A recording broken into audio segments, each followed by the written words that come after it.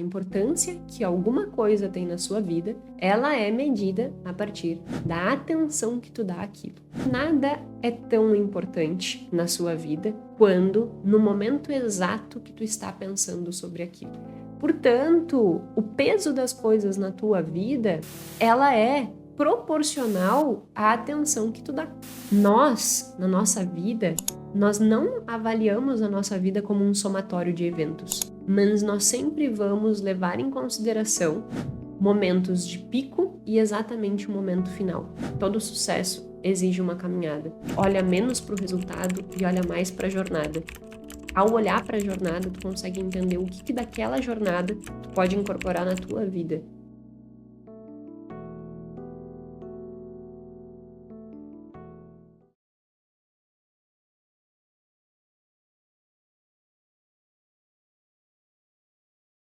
Eu abri uma caixinha esses dias no Instagram e me fizeram uma pergunta muito interessante. Quais são os 5 princípios da vida? E é muito complicado a gente conseguir resumir o que nós percebemos da vida em 5 grandes princípios. E aí eu parei para analisar, assim, achei essa pergunta muito interessante mesmo, e parei para analisar o quanto toda a teoria de finanças comportamentais, economia, né, comportamental, o quanto essas teorias e esses estudos, eles podem nos dar uma bagagem gigantesca para que a gente consiga colocar isso como princípios para a nossa vida e melhorar a nossa tomada de decisão, melhorar o nosso estado de espírito, melhorar a nossa qualidade de vida, melhorar o nosso humor, né? Que acontecem muitas oscilações, mas se nós entendermos essas oscilações, a gente consegue estar mais sensato na hora de fazer uma escolha. Então, eu comecei a perceber o quanto nós podemos pegar, e isso é uma coisa que eu sempre falo por aqui, o quanto as teorias e as estratégias que eu trago, elas podem ser implementadas para outras áreas da vida, né? Não só na área de finanças.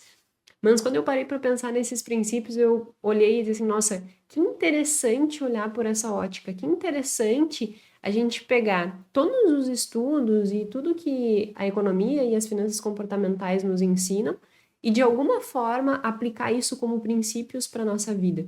E aí eu decidi gravar esse episódio falando de 5 princípios que a teoria de finanças comportamentais nos ensina e que nós podemos trazer para a nossa vida como um todo e que eles vão sim nos ajudar a tomar melhores decisões, a ter mais equilíbrio emocional, maior qualidade de vida.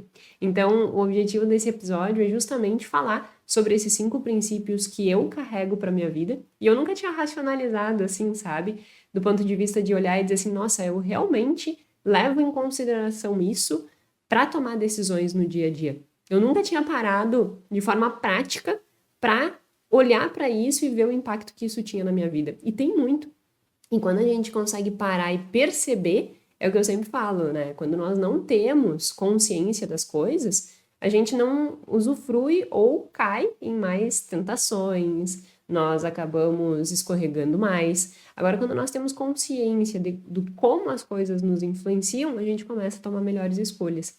E da mesma forma, quando a gente tem consciência de como determinada estratégia, determinada conceito impacta nas nossas vidas, nós conseguimos tornar aquele impacto ainda mais preciso. Então, esse é o objetivo do podcast de hoje, é apresentar esses 5 princípios da vida baseado na teoria de finanças comportamentais e economia comportamental. E como que nós podemos trazer tudo isso para tomar melhores decisões no dia a dia. É uma replicação da caixinha do Instagram, mas eu particularmente achei muito interessante, decidi gravar esse episódio, espero que você goste também. Nós estamos no 61º episódio do podcast Mais Que Finanças, podcast em que a gente fala muito mais do que números, nós falamos sobre comportamento financeiro. Se você está aqui pela primeira vez, meu nome é Jéssica Câmpara, sou doutora em finanças comportamentais e toda terça-feira às 19 horas tem um episódio novo tratando de um assunto que vai sempre ser baseado em ciência, mas de uma forma simples e aplicável no seu dia a dia, para que no final das contas tu melhore a tua tomada de decisão. Então, o episódio de hoje vai nesta linha também, só que com uma pegada um pouco diferente, não um olhar tão grande para as estratégias dos números em si, mas pegando essas teorias e trazendo para que a gente replique na nossa vida como um todo. Espero que assim como eu, você goste e você saia daqui com boas lições para sua vida que melhorem a tua tomada de decisão. Enfim, sem mais delongas, vamos começar porque são 5 princípios. Se você está aqui, você já sabe que eu falo demais. Não falo demais, sabe? Até esses dias comentaram, ai, que tu teria que fazer uns episódios mais curtos e tal. E o objetivo do podcast é justamente ser uma conversa livre, né? E com embasamento. Então, não tem como eu dar embasamento sendo direta. Então, eu vou dizer assim, não use cartão de crédito. Isso é ser direto. Tá, mas por que não usar cartão de crédito? Eu preciso dar embasamento. E esse é meu objetivo, é dar o embasamento. Porque quando a gente dá o embasamento, eu consigo ter consciência do impacto daquilo real e aí aquilo me convence de que eu tenho que tomar uma atitude. Se eu não tenho embasamento daquilo, eu vou simplesmente entrar pelo um ouvido, sair pelo outro e dizer assim, ai, mais uma diquinha na internet. Meu objetivo não é dar mais diquinhas na internet. Eu sempre disse que estou aqui e me proponho a estar aqui, só que da forma que faz sentido para mim. E a forma que faz sentido para mim é trazendo embasamento, é trazendo um raciocínio bem elaborado, é fazendo tudo isso. Então, seguirei fazendo esses raciocínios longos. O podcast é por isso, né? Por isso é um podcast, no mínimo 1 hora de episódio, na maior parte das vezes, para que a gente consiga desenvolver isso de uma forma bem sólida. E aí, dito isso, né, para que eu consiga desenrolar 5 princípios em um único episódio, eu tenho que ter aí, em média, 10, 12 minutos para cada princípio. Então, eu vou me controlar para que eu consiga falar de todos os princípios em um único episódio. Alguns eu vou tomar um pouco mais de tempo, outros menos, mas eu quero conseguir falar dos 5, e todos eles eu já trouxe em algum outro momento uma discussão aqui no podcast. Então, depois eu posso até mapear isso, eu não mapeei, mas depois eu posso mapear e deixar na descrição, que é quais são os episódios que eu aprofundo cada um desses temas. E aí tu pode ir lá e te aprofundar ainda mais e ver a aplicabilidade disso dentro dos números e dentro da tua tomada de decisão financeira. Hoje é realmente esse olhar de um todo para que a gente leve esses princípios para a nossa vida. Enfim, né? Sem mais delongas agora, efetivamente, vamos aos princípios. Quais são os princípios aos quais eu considero relevante para que a gente traga para as nossas vidas? O primeiro princípio, e aí eu vou dizer todos e depois eu vou discorrer sobre cada um deles, tá? A importância que você dá a algo é determinada pela atenção que você dá. Então, a atenção é o enigma do teu comportamento e da forma que tu avalia as coisas. Vou falar sobre isso depois. 2. A felicidade não é a soma de acontecimentos, mas é uma média dos picos e do momento exato final das experiências. Eu sei que falando agora parece tudo meio confuso, tu não vai entender nada, mas a gente chegará no entendimento disso. Terceiro, o que você vê é tudo que há. Eu repito essa frase aqui todos os episódios, quase, né? Quarto, você é responsável pela sua própria jornada. Quinto, somos falíveis, precisamos ter consciência disso. Então, esses são os 5 princípios que a gente vai falar hoje. E, em resumo, porque eu falei o nome inteiro, mas em resumo é a tua atenção, onde tu está olhando, como tu está avaliando a tua vida, o que tu sabe, como tu te esforça e, para finalizar, o quanto tu erra e quanto tu está consciente dos teus erros. Esses são 5 princípios que todos eles têm um embasamento dentro da economia comportamental e que, sem dúvida nenhuma, se a gente levar isso para a nossa vida, a gente consegue melhorar muito. Então, vamos do primeiro.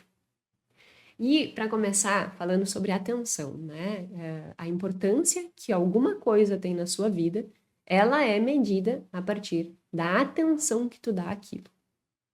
Tem uma passagem dentro do Rápido e Devagar, até tá aqui o livro o Rápido e Devagar, não sei se dá para enxergar.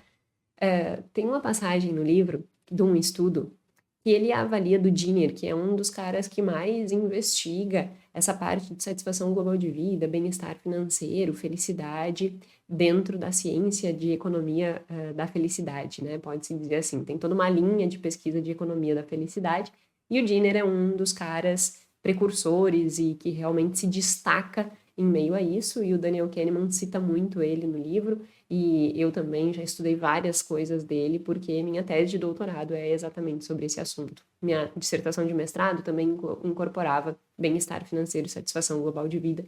São assuntos que eu particularmente gosto muito, de me aprofundar e estudar, exatamente pela aplicabilidade prática que tem em levar a ter uma vida melhor, né, no final das contas. E aí, o Dinner fez um estudo muito interessante, assim. Quero que tu te coloque nessa mesma posição, não sei quantos anos você tem, mas se você já está nesse processo, ou já passou por esse processo, eu já passei.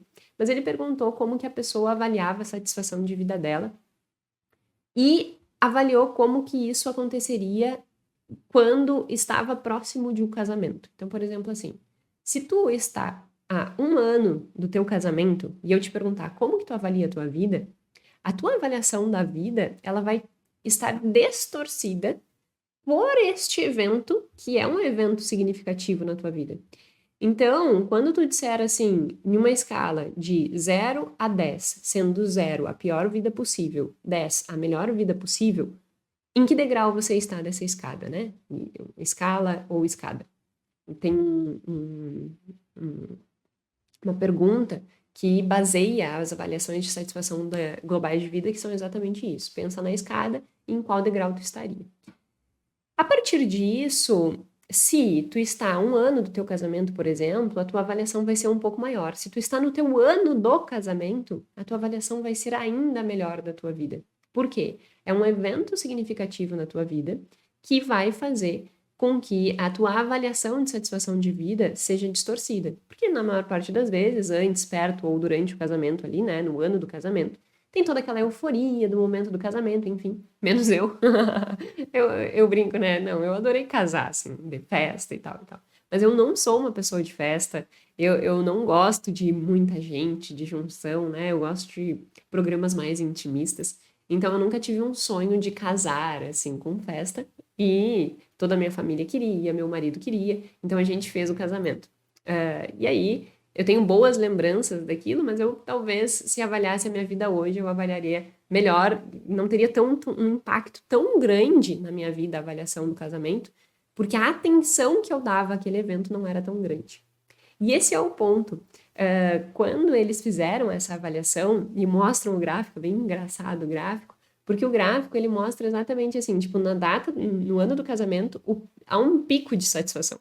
E aí depois a satisfação ela vai reduzindo, porque eles seguiram avaliando, né, a satisfação dessas pessoas e computaram há quantos anos a pessoa tinha casado.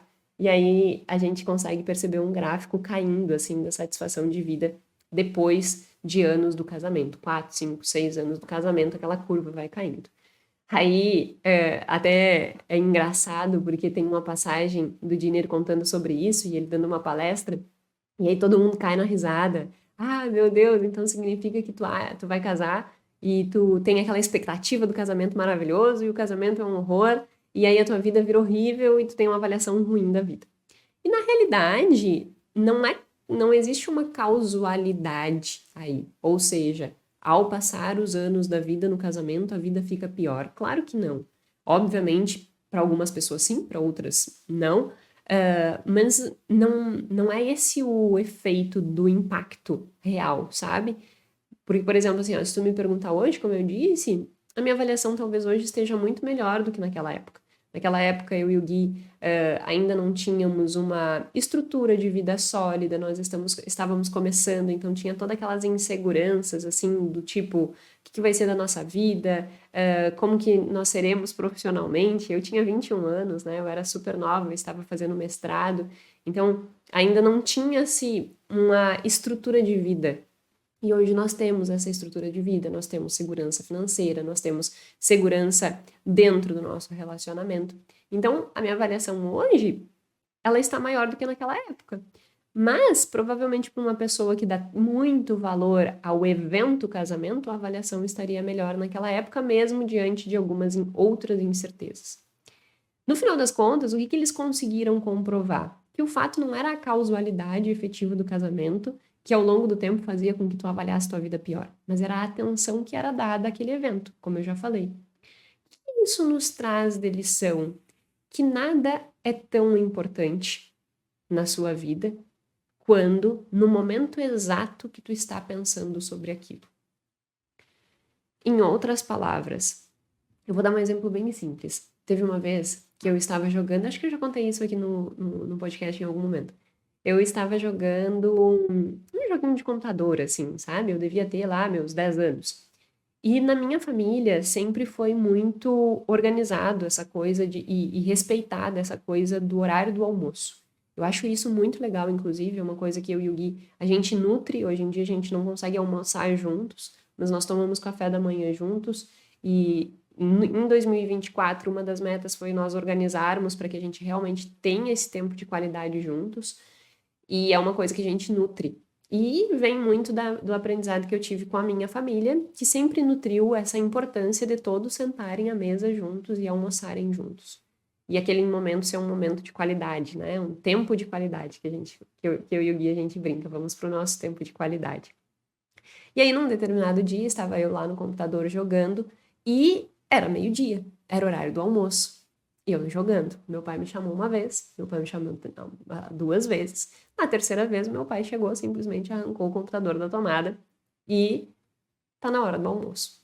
Aquele evento foi um evento que a Jéssica, de 10 anos, deu uma importância gigantesca. Meu Deus, acabou com o meu jogo! E aquela choradeira de criança que é muito engraçado, assim, né?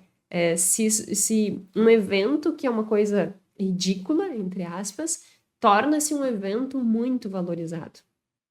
O que estava acontecendo ali? A minha atenção naquele momento foi muito grande. Então, ao dar uma atenção desproporcional ao evento, eu tornei aquele evento muito significativo na minha vida. E aquilo me abalou. Óbvio que não me abalou para a vida, né? Eu tô só dando um exemplo bem ridículo, assim, mas para mostrar que eu lembro disso até hoje. Então, significa que naquele momento eu sobrevalorizei aquilo de uma forma completamente disfuncional. O que estava acontecendo? Por que esse evento se tornou importante? Porque eu dei atenção àquilo e sobrevalorizei aquilo. Então, aquilo passa a ter uma importância na minha vida pela atenção que eu dei. Tem tantas outras coisas na minha vida que eu não vou lembrar. Por quê? Porque eu não destinei atenção àquilo. Um evento bom, por exemplo, nós sempre vivemos para fora, em fazenda, assim, né? Meu pai tem fazenda, meu avô tem fazenda. Então, eu sempre me criei no meio do campo. Por isso que eu amo tanto natureza e muito mais campo do que mar, porque eu me criei no campo. E aí tem muitos eventos significativos que eu lembro da minha infância correndo no meio do campo. Pega o cavalo e faz disputa, né? Correndo carreira, assim, no meio do campo. Aí tinha coisas que nós fazíamos, por exemplo, os jovens, né? Nós pegávamos e íamos para o campo recolher um gado, por exemplo. E aí estavam os adultos cuidando do gado e tal. E eu propositalmente derrubava sempre o relho, que é o coisa que a gente vai carregando pro cavalo. Se ele tá meio dormento, a gente dá uma cutucadinha do cavalo para ele correr um pouquinho, né? E eu propositalmente derrubava o relho no chão. Por quê? Porque daí eu precisava parar o cavalo, descer do cavalo, juntar o relho e subir pro cavalo. Isso fazia com que eu me distanciasse dos outros. E aí, quando eu tinha que me aproximar deles, eu tinha que correr. Então, essa era o propósito de derrubar o relho. Eu tinha que correr. E aí eu fazia a corridinha, que era correr a cavalo, que eu achava emocionante, assim, aquele vento, aquela coisa, sabe? Tipo, aquilo era muito satisfatório para mim. Então, eu fazia mecanismos para que eu conseguisse aquilo. E eu lembro disso até hoje. Significa que eu dei uma atenção àquilo. Significa que aquele evento, ele foi importante. E ao eu destinar atenção aquele evento se registra melhor. Depois, no próximo princípio, eu vou falar mais sobre isso, mas ele se registra mais. E aí, a importância dele vai ser maior. Em resumo, o que eu quero dizer com isso? Que nada, mais uma vez a frase, né? Nada é tão importante quando tu está pensando sobre aquilo. Portanto, o peso das coisas na tua vida, ela é proporcional à atenção que tu dá. Se acontece uma coisa ruim na tua vida, aquilo vai ser importante na tua construção dependendo do peso que tu der. Por exemplo, eu tô dando vários exemplos, né? Mas esse episódio é para ser bem prático mesmo. Quando eu vim pra cá e quando eu casei, eu tinha uma chatice muito grande. Por exemplo, já falei 1000 vezes, por exemplo, né? Eu gostava de ter conjuntos perfeitos de tudo. Eu tinha tempo disponível, né? Porque hoje em dia eu não dou a mínima para isso, porque eu não tenho tempo, ou seja, minha atenção está deslocada para outro lugar. Mas eu ficava olhando, por exemplo, ah, meu Deus, eu vou parar com isso. Eu ficava contando se o conjunto de talheres estava com o número certo de facas, se o número de talheres de garfo estava correto, se o número de colheres estava correto. Se quebrava qualquer copo, eu ficava irritada com aquilo e ia na loja e comprava um copo exatamente igual para que o conjunto ficasse completo. Eu sobrevalorizava eventos que consumiam a minha energia, que na real não tem a menor importância. Mas não tá o como tá bom. Na hora que precisar, vai lá e compra uma faca, vai se irritar com isso. Olha o dispêndio de energia, coisa mais ridícula. E aí, a partir disso, a gente aprende que a importância das coisas depende da atenção que a gente dá. E isso é uma das grandes discussões que o Daniel Kahneman faz no livro Rápido e Devagar e que a economia comportamental se preocupa em estudar. Porque se eu for gastar o meu dinheiro com alguma coisa, eu só vou gastar aquele dinheiro com aquilo dependendo da importância que eu estou dando àquela compra. Quanto mais importância eu der àquela compra, menor é a chance de eu conseguir rejeitar aquela tentação. Então, dentro da economia comportamental, há um estudo muito grande sobre a atenção e as justificativas que nós vamos construindo para que a gente consiga tomar decisões. E aí, por vezes, essa atenção ela vai ser disfuncional e vai nos levar para decisões ruins, como eu ficar estressada por causa da faca que não tinha 12 dentro do conjunto. Não faz o menor sentido eu me estressar com isso, consumir a minha energia com isso. O que eu quero dizer e qual é o princípio que a gente leva a partir disso? Não sobrevalorize eventos na tua vida que na prática são insignificantes. Para e pensa, o que eu vou ganhar me estressando com isso aqui? Eu sou uma pessoa extremamente ansiosa, né? Eu tenho, não tenho um TAG, né? Que é transtorno de ansiedade generalizado, mas eu sou uma pessoa naturalmente ansiosa. E eu sei que eu sou ansiosa. Ao saber que eu sou ansiosa, eu sei que eu tenho uma disfunção de, por vezes, dar uma atenção muito grande a eventos insignificantes. Quando eu trago esse princípio para minha vida, eu consigo olhar as coisas de uma forma mais realista, sem fazer uma distorção tão grande em cima de uma coisa que não tem tanta importância assim. E aí aquilo tem um impacto menor na minha vida. E aí eu fico mais leve. Entendeu o fio da meada? No final das contas, o que eu trago para minha vida desse princípio? Que eu não preciso enlouquecer com coisas insignificantes. Que eu tenho que dar atenção devida a coisas realmente relevantes. Então eu preciso estar constantemente atenta para que eu não erre na atenção que eu estou dando. Que eu não fique preocupada porque eu perdi uma faca, porque quebrou um garfo, um copo. Agora, eu tenho que estar atenta à mentoria que eu estou dando, ao cliente que eu estou atendendo, o meu estado de espírito, se eu estou com um humor bom, se eu estou com um humor ansioso, e cuidar para que eu consiga colocar mecanismos que melhorem esse meu humor, por exemplo, se eu estiver ansiosa. Então, entende? Entendendo que a atenção que eu dou é o que vai fazer com que aquilo seja mais ou menos importante, eu começo a avaliar: isso merece a minha atenção ou isso não merece a minha atenção? E isso me dá sanidade mental. Então, esse é o primeiro princípio.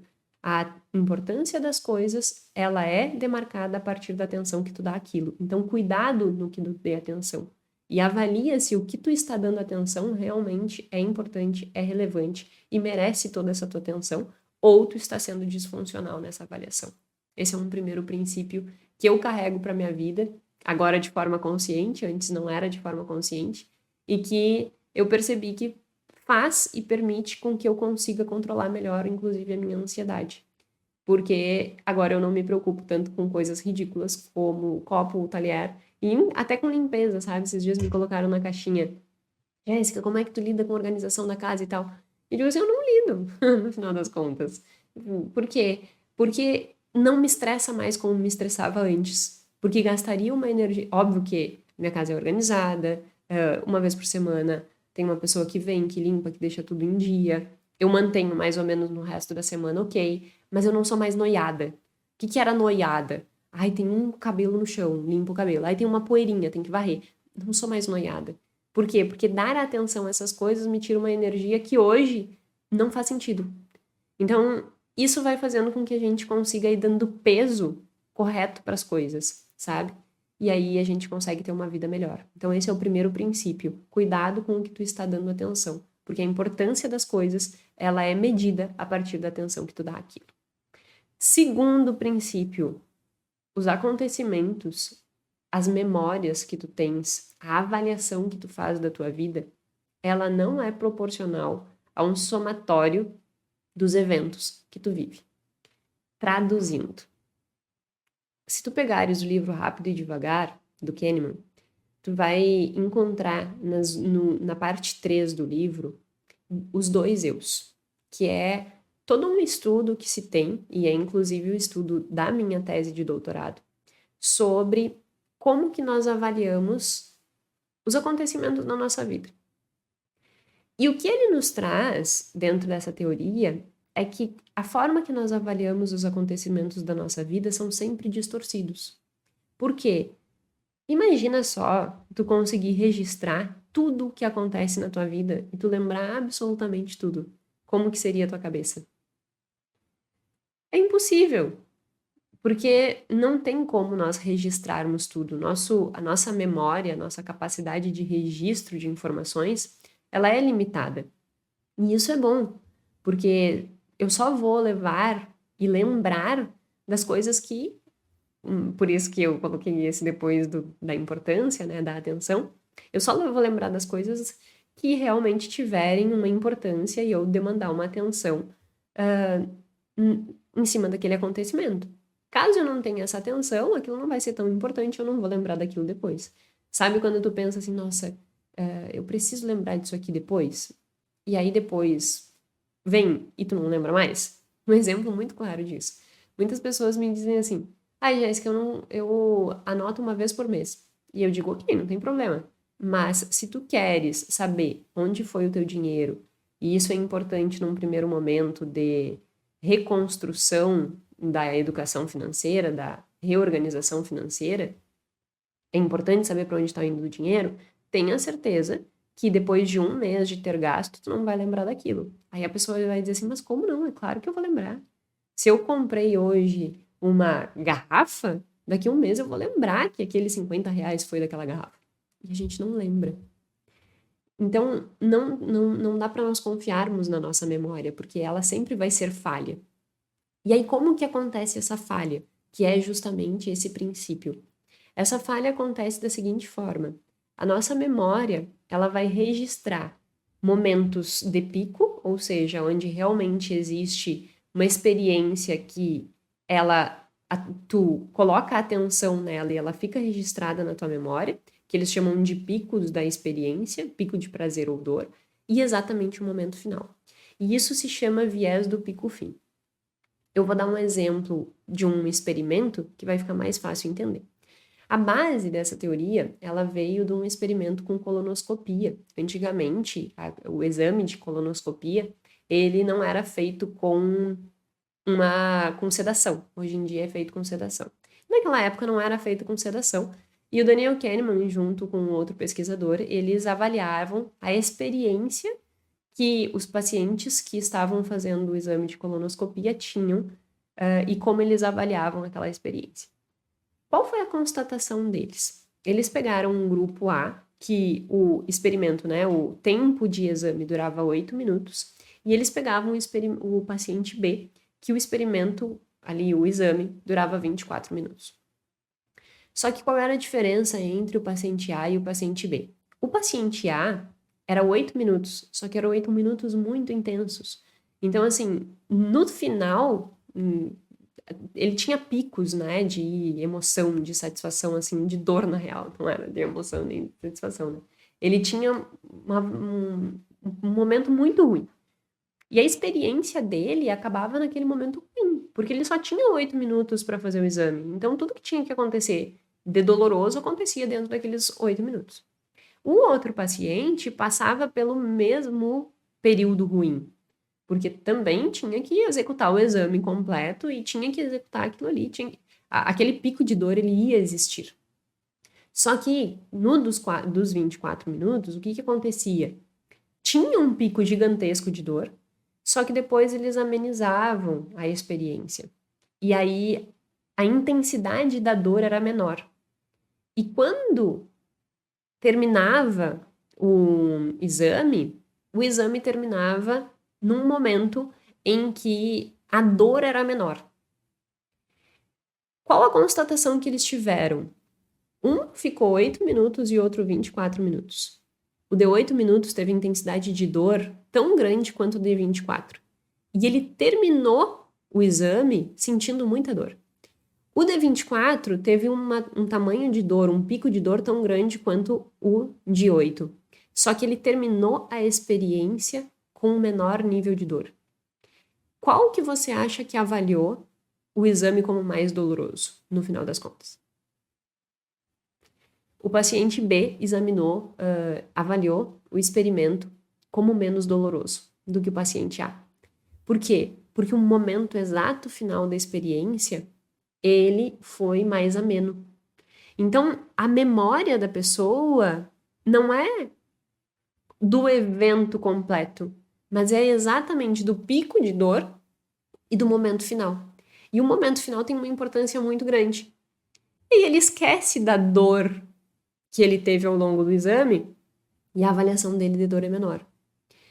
Pega uma coisa muito prática para explicar isso. Mulheres que têm parto normal. Essa mulher passa, por exemplo, a minha prima mesmo, né? Minha filhada levou 24 horas de trabalho de parto. Pergunta para ela se ela não faria um parto normal de novo. Pergunta se ela se arrepende de ter feito o parto normal. E pergunta o nível de dor que ela teve nesse parto normal. Se conseguir registrar a dor que ela teve ao longo do parto, o momento exato final do parto qual é? Ter o bebê. Então toda aquela dor, ela é como se fosse desligada, porque o momento final é o prazer de ter o bebê. Então a atenção, ela é direcionada para o final. E aí o resto não tem tanta importância. Com isso, eles conseguiram comprovar que nós, na nossa vida, nós não avaliamos a nossa vida como um somatório de eventos, mas nós sempre vamos levar em consideração momentos de pico e exatamente o momento final, que nós vamos sobrevalorizar na avaliação da nossa vida esses momentos, o momento final da experiência e o pico. Um outro experimento que é bem renomado nessa área é sobre tu colocar a mão num balde gelado. E eles fazem a mesma coisa, assim.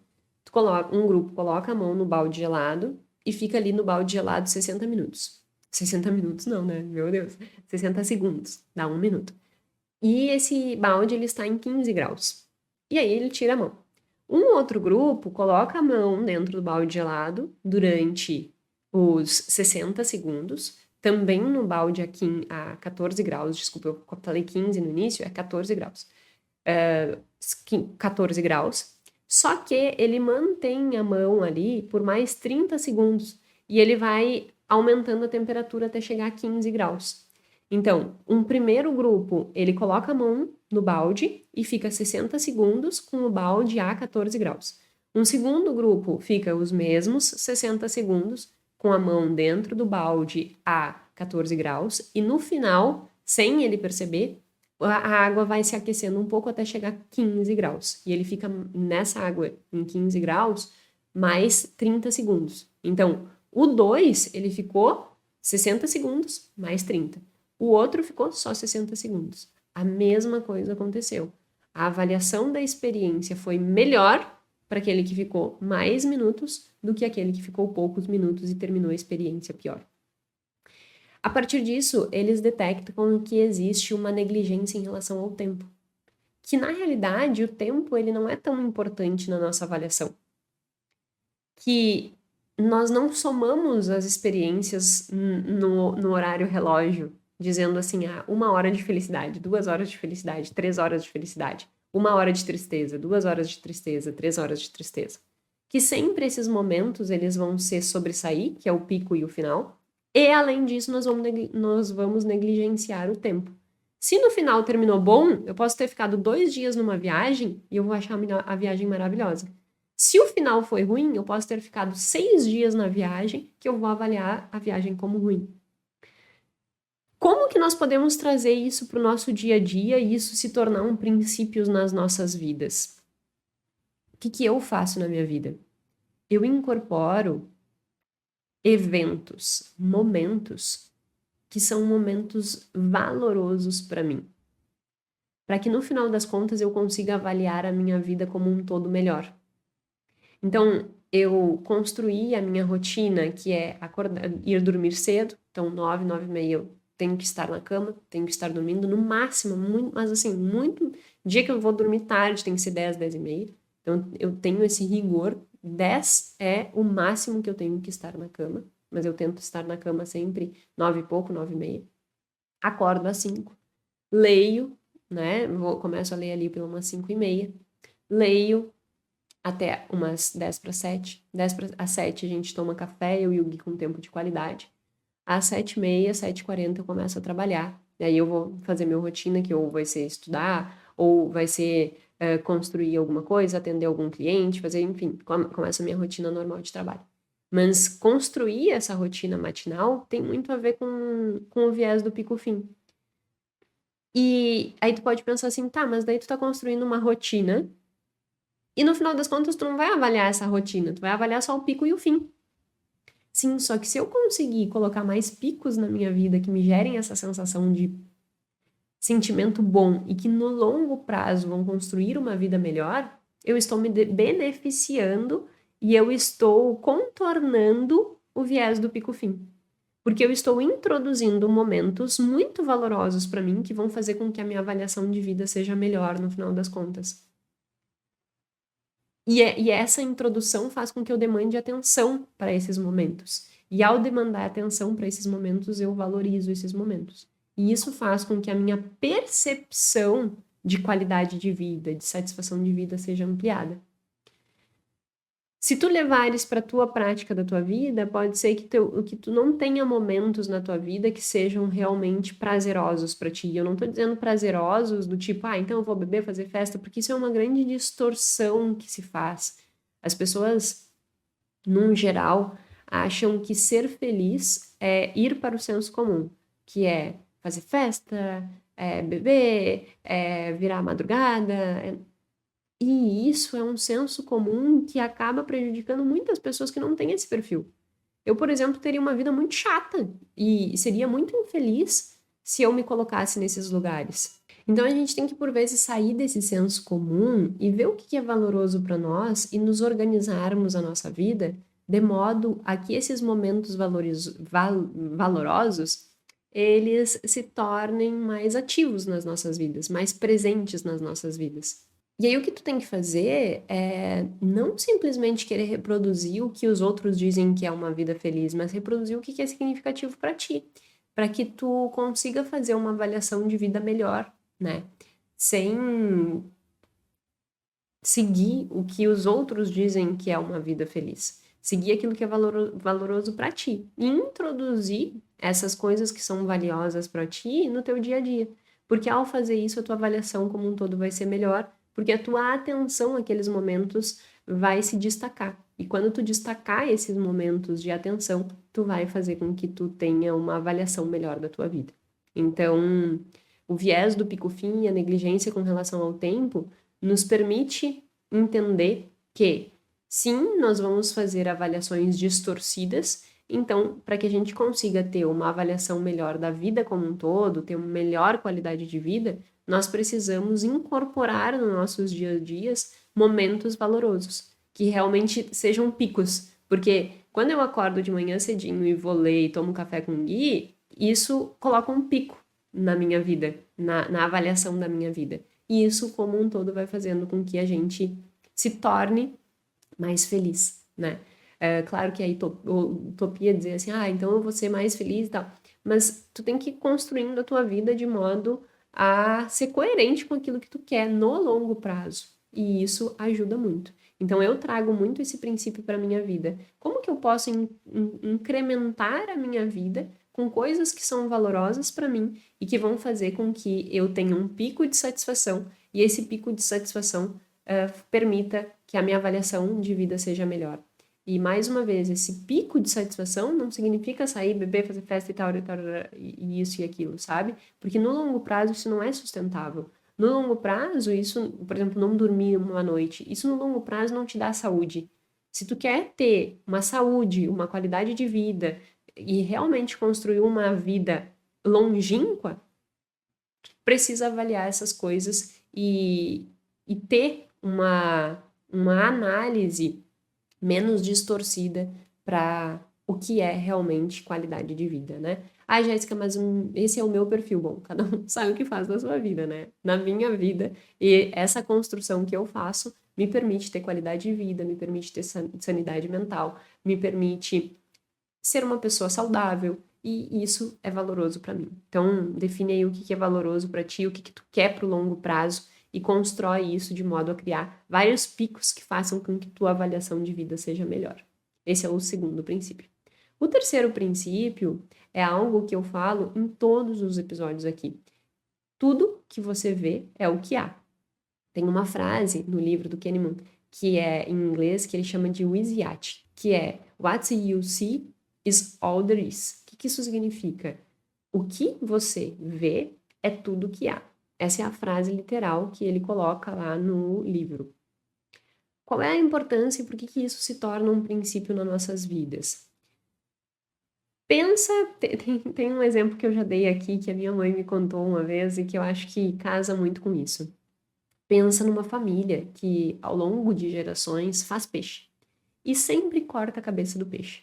E aí, ao longo do tempo, eles seguiram fazendo peixe assado e cortando a cabeça do peixe.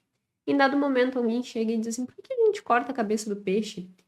E a pessoa não sabia explicar e foi indo perguntando para a avó, para o tio, para a tia. E aí um pega e diz assim, não, nós cortávamos a cabeça porque não cabia na forma. E aí a gente cortava a cabeça do peixe.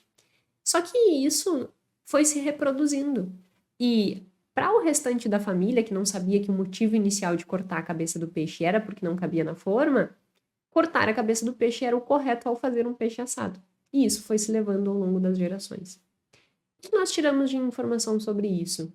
Que o que eles conheciam era peixe assado sem cabeça. Para que eu consiga mudar o meu comportamento, eu preciso conhecer mais, entender o motivo pelo qual aquele comportamento, aquele padrão, ele acontecia. Era por causa da forma. Tá, então não faz mais sentido nesse contexto. Então eu posso mudar o padrão de assar peixe. E aí eu mudo o padrão de assar peixe. Então, quando a gente fala de what you see is all there is, né? Tudo que tu vê é o que há, a gente precisa construir esse entendimento. Se tu queres mudar a tua vida, se tu queres mudar o teu padrão de comportamento, se tu queres construir algo que seja duradouro na tua vida, se tu quer ter um equilíbrio financeiro, com as informações que tu tem até hoje e com os resultados que tu colheu até hoje, talvez isso não seja suficiente para te ir para o próximo degrau. Então, tu precisa ampliar o que tu vê. E isso é um dos princípios que mais eu trago para minha vida. Porque eu estou constantemente trabalhando em cima daquilo que eu vejo, ampliando aquilo que eu vejo, ampliando aquilo que eu vejo. Eu estou constantemente estudando, eu estou constantemente me colocando em desconforto para que eu, dentro daquele desconforto, aprenda o que seja necessário para eu ir para o próximo degrau. E isso é importante, porque isso vai ampliando o que eu conheço, e ao ampliar o que eu conheço, vou conseguindo mudar o meu comportamento. Eu sempre falo, nós não mudamos aquilo que nós não conhecemos. Se tu não conhece o teu padrão comportamental, se tu não conhece quais são as tuas fragilidades, tu não tem como mudar. Então, fazer um mergulho profundo e colocar isso como um princípio efetivo da vida. O que eu preciso aprender? O que eu preciso entender? O que eu preciso aprender sobre mim? O que eu preciso aprender sobre o mundo? O que eu preciso aprender sobre a linha de estudo que eu defini? Por exemplo, a minha linha é finanças comportamentais, mas também empreendedorismo. Nós temos uma empresa que há 4 anos fundamos e que ela saiu do exato zero para uma empresa hoje com um time grande, com um faturamento alto, com custos altos, com uma estrutura complexa. Eu preciso saber lidar com isso. Mas para eu saber lidar com isso, eu preciso me expor a coisas, a eventos, a circunstâncias, aprendizados que eu não precisava 4 anos atrás, que eu não tinha isso para tocar. Então, eu preciso estar constantemente fazendo esse exercício de ampliar o que eu vejo, para que, ao ampliar o que eu vejo, eu consiga mudar o meu comportamento. Se você não ampliar o que tu vê, se tu seguir no teu mesmo mundinho, vendo, convivendo, entendendo as mesmas coisas que tu entende hoje, não tem como haver mudança. Tu precisa furar a bolha. Tu precisa ir além. Tu precisa se desafiar no processo de aprendizado. E para isso, tu vai precisar avançar no que tu conhece. Então, isso eu acho que fica uma lição muito interessante, assim. No livro, o Kahneman coloca uma frase, para explicar essa frase, que ele diz assim: pense num peixe branco que come doce. Tu vai ficar pensando, peixe branco comendo doce. O que tu vai fazer? O teu cérebro, ele vai desenvolver a busca de uma referência que faça com que essa frase se torne coerente. Então, quando eu digo o peixe branco come doce, tu vai tentar pensar num peixe branco, tu vai tentar pensar no doce, e isso tu vai conseguir ter informações no teu cérebro que te permitem criar essa imagem do peixe branco e do doce, e aí tu vai criar uma certa confusão porque tu vai tentar relacionar o peixe branco comendo doce e tu não vai conseguir buscar referências coerentes no teu cérebro e aí isso vai te gerar uma certa confusão. Então percebe que a tua avaliação dessa circunstância, ela não foi baseada na frase em si, peixe branco comendo doce. Ela foi baseada nas experiências que tu já tinha, no conhecimento que tu já tinha. E como o nosso cérebro é uma máquina associativa, ele vai buscar coisas que nos permitam associar aquela frase com o que eu já conheço, para que eu avalie aquela frase se ela é válida ou inválida. E isso a gente faz com uma frase assim, isso eu faço com o entendimento do peixe, e isso eu faço com o dinheiro, e isso eu faço com tudo na vida. Portanto, eu preciso ter referências, eu preciso ter bagagem, eu preciso ter conhecimento para que eu consiga fazer associações. Porque eu sempre vou estar buscando fazer essas associações para avaliar e tomar decisão. Só que no que tu está te baseando? Amplia as coisas às quais tu está te baseando, porque isso vai te permitir tomar melhores decisões. Acompanhar o podcast, escutar todo o conteúdo que eu trago aqui, isso é ampliar o que tu vê. Porque isso vai te tirar de um contexto, que seria um contexto conhecido, e vai te gerar reflexões que talvez tu nunca tivesse tido feito antes. Porque eu tô te dando informações adicionais que estão mudando as tuas referências. Então agora tu tem, quando acontecer alguma circunstância de alguém te disser faz o peixe na forma e corta a cabeça, tu vai olhar assim, mas por que a gente tá cortando a cabeça? Porque eu te dei um parâmetro para que tu questionasse. E aí tu vai questionar. E ao questionar, tu vai avançar, porque tu vai buscar respostas. Então, esse é um dos grandes princípios da minha vida que eu não abro mão nunca, assim. Eu estou em constante aprendizado sempre. Uma das minhas músicas preferidas é uma música do Gonzaguinha que diz que viver, nós somos eternos aprendizes, né? Viver, viver. e não ter a vergonha de ser um eterno aprendiz. E eu me coloco sempre nessa posição. Eu sou uma eterna aprendiz. Porque é isso que me permite ampliar o que eu vejo. Então, o meu convite é: amplia o que tu vê. Busque entender melhor as circunstâncias, porque isso vai fazer com que tu tome melhores decisões e tu consiga avançar. Porque tu não vai conseguir avançar sem ter referências, sem ter repertório que te permita fazer isso. Seja no dinheiro, seja em qualquer outra coisa. Então, siga esse princípio, arrisca, amplie aquilo que tu vê. Com isso, a gente vai para o quarto princípio, que é: você é responsável pela sua vida. Ninguém te deve nada. Existe um conceito dentro de economia comportamental e ela vai para várias outras áreas dentro da psicologia social, que é lotos de controle interno e externo. Eu já falei aqui sobre isso. O que é lotos de controle? Lotos de controle é como que tu avalia as circunstâncias da tua vida e quem tu atribui a responsabilidade daquilo. E aí, lotos de controle externo é quando tu olha e diz assim, digamos que você está querendo um aumento e você não ganhou esse aumento. Lotos de controle externo é tu olhar e dizer assim, meu chefe não me valoriza, eu não sou visto, eu não sou compreendido, eu tô sendo desvalorizado, eu não consigo ter as coisas, a empresa não olha para mim. Isso é lotos de controle externo. Lotos de controle interno é diante dessas situações eu olhar e dizer assim, eu não recebi o aumento, mas o que eu poderia fazer que mudasse essas circunstâncias? O que eu não estou fazendo que eu deveria fazer que permitisse com que eu ganhasse um aumento? Será que não tem processos dentro da empresa que eu posso melhorar? Será que eu não consigo entregar mais qualidade para o cliente e isso é valoroso para a empresa? Será que eu não consigo ser mais comprometido do que eu estou sendo? Será que eu não consigo desenvolver algo diferente que ainda não foi pensado? Isso é lotos de controle interno.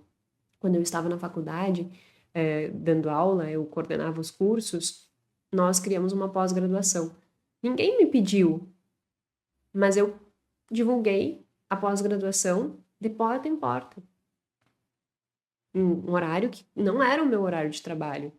Mas eu peguei e fui nos escritórios de contabilidade para apresentar a pós-graduação, explicar do que se tratava, explicar o que acontecia, qual era o objetivo, o que nós teríamos de benefício com aquilo, qual era a matriz curricular, por que aquela matriz curricular era importante e prática e ia gerar resultados. Eu não precisava fazer isso, mas isso é lotos de controle interno, porque o resultado daquilo dependia de mim. Eu poderia olhar e dizer assim, mas a faculdade não me dá estrutura, mas então eu crio a estrutura. Isso é lotos de controle interno. É tu ser autorresponsável, ninguém te deve nada. Esse final de ano a gente fez mudança lá no escritório, né?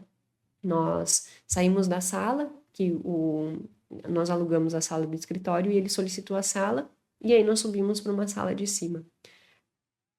Ao fazer isso, era final do ano. Então é muito difícil, é mais complicado, né? Conseguir prestadores de serviço, conseguir organizar tudo, e a gente teve pouco tempo, assim. A gente recebeu a sala na quarta e a gente na terça-feira tinha que estar com ela 100% porque o time ia voltar. O que seria lotos de controle externo? Ai, meu Deus, ele me entregou a sala só na quarta, agora eu vou ter que fazer uma correria, não vai dar tempo, então deixa assim. E eu vou ter um custo a mais porque eu vou manter as duas salas por um tempo para que eu consiga. Eu poderia construir toda uma narrativa vitimista que não resolvesse a situação. Qual foi a nossa escolha? Ok, vamos nós fazer tudo. Então a gente limpou, a gente organizou, a gente fez mudança, a gente resolveu. Isso é lotos de controle interno. É quando eu não me vitimizo. Quando a gente se coloca numa posição de vítima, a vítima sempre está esperando que o outro faça por ele. E aí ele nunca vai ter atitude suficiente para resolver os seus problemas. Ele vai simplesmente deixar a vida levar e terceirizar a culpa dos acontecimentos da vida dele. Aquele que olha para sua vida e incorpora essa autorresponsabilidade, que é esse lotus de controle interno, ele vai resolver a vida dele.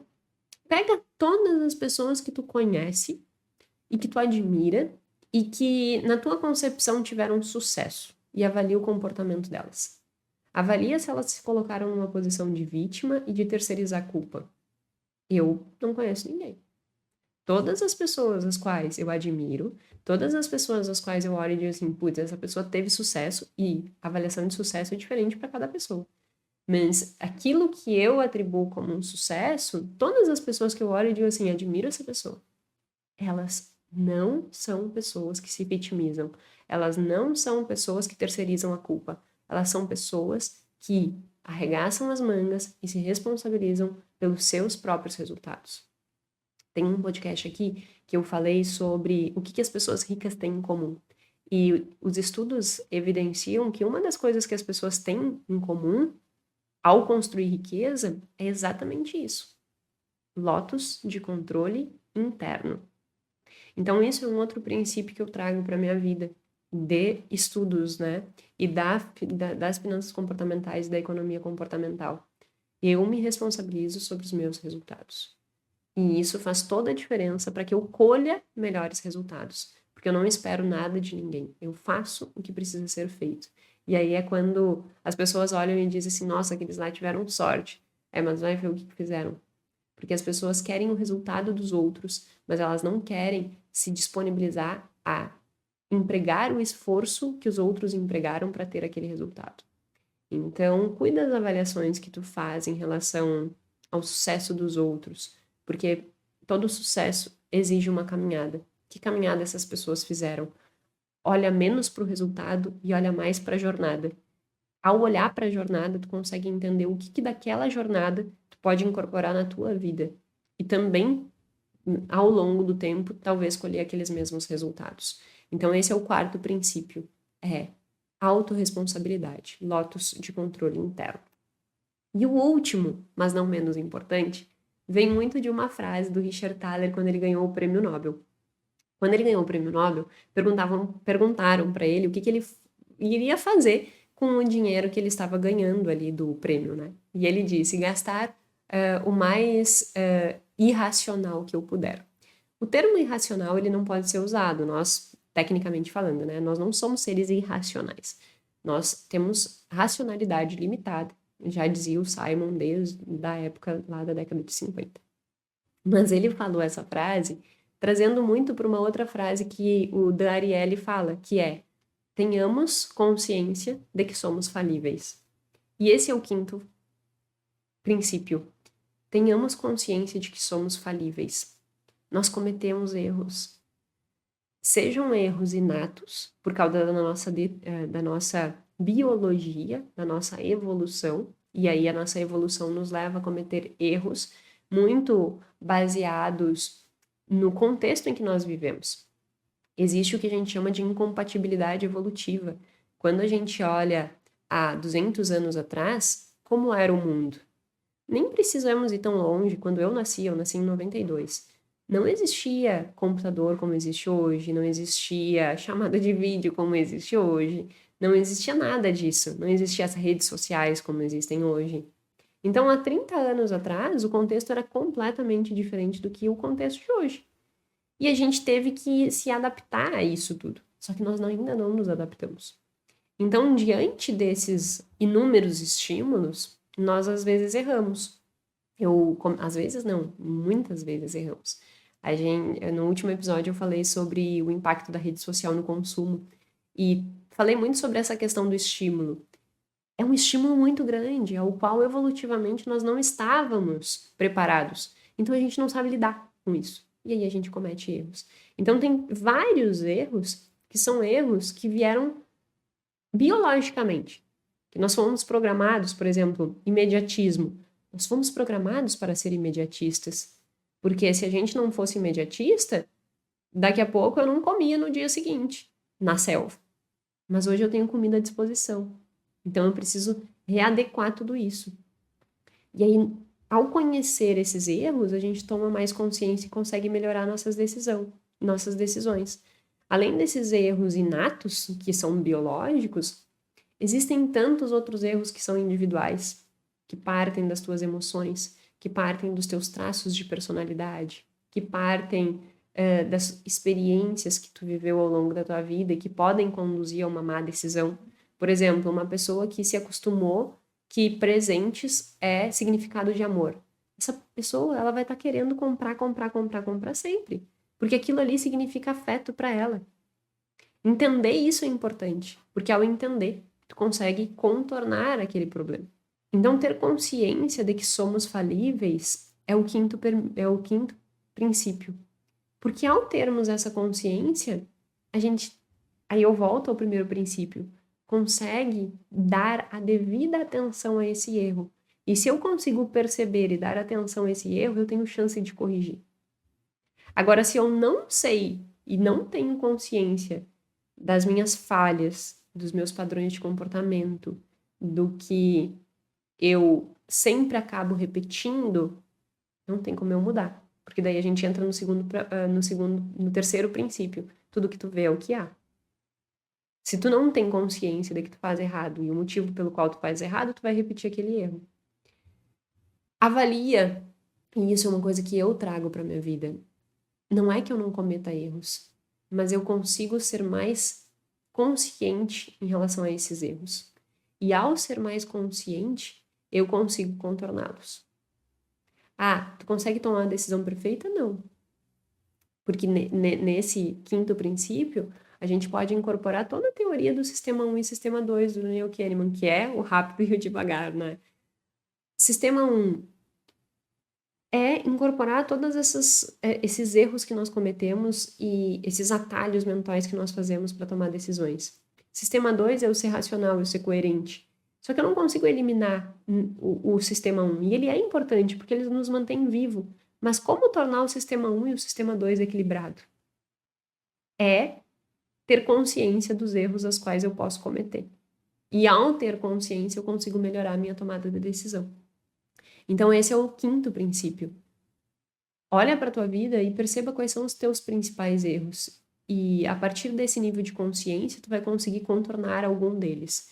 Nós não vamos, e isso é uma coisa importante, nós não vamos conseguir construir uma vida linear. Ah, então agora eu tenho consciência, então agora eu não erro mais e a minha vida é perfeita e eu só tomo boas decisões. Mentira. Senão, por exemplo, eu nunca ficaria ansiosa. Porque eu sei o que me ansia, e eu sei o motivo que me ansia, e eu sei como contornar, mas por que eu fico ansiosa? Porque é da minha natureza ficar ansiosa. Eu contorno isso. Hoje eu entendo, eu já não tenho explosões, como eu já tive quando eu era adolescente, assim, explosão de raiva e doideira, que eu era menos consciente das coisas, então a ansiedade, ela impactava mais no meu comportamento. Hoje, ao entender que eu tenho uma tendência a ser ansiosa, eu vou construindo um contexto, inclusive a minha rotina, que me permite contornar e controlar melhor a minha ansiedade. Se eu não tivesse isso, a ansiedade seguiria me impactando da mesma forma que me impactava quando eu tinha 10, 12 anos. Que qualquer coisa que acontecia, eu fazia um grande caos daquilo. Fazia cena, como eu digo, né? Não faz sentido eu manter aquilo, mas eu só não mantenho aquele padrão de comportamento porque eu tenho ansiedade, porque eu tenho consciência da minha ansiedade. Então, isso vai fazendo com que nós desenvolvemos autoconhecimento, e esse autoconhecimento nos permite viver melhor. E com isso eu encerro os 5 princípios que fazem com que nós consigamos ter uma vida melhor. Cuidar onde a gente está delimitando a atenção, que é o primeiro princípio. Colocar momentos que sejam relevantes para você e que vai fazer com que tu avalie a tua vida melhor. Ampliar aquilo que tu conhece, ser autorresponsável e ter consciência dos teus erros. Todos esses 5 princípios, eles partem da teoria de finanças comportamentais. E nós podemos trazer eles para o nosso dia a dia, para que a gente consiga melhorar nossas vidas. Então, espero que, assim como eu, ter clareza desses princípios também possam te ajudar aí a ter uma vida melhor, mais qualidade de vida, mais leveza, mais equilíbrio, mais bem-estar e que tu consiga aplicar, de certa forma, esses conceitos de uma forma mais consciente, tanto para a vida financeira, quanto para a tua vida como um todo, como eu dei vários exemplos meus aqui hoje. Certo? Meu muito obrigada de coração, espero que tenha gostado, porque para mim foi muito interessante ter clareza de olhar para esses aprendizados das finanças comportamentais e ver que, nossa, eu carrego isso como princípio da vida e nem sabia. Obviamente, tem várias outras coisas que a gente poderia discutir aqui, vários outros princípios e ensinamentos que as finanças comportamentais trazem e que nós podemos generalizar para outras áreas das nossas vidas, mas eu acredito que esses 5 sejam bem relevantes e que façam com que a gente tenha, no final das contas, uma vida melhor. Meu muito obrigada e até o próximo episódio.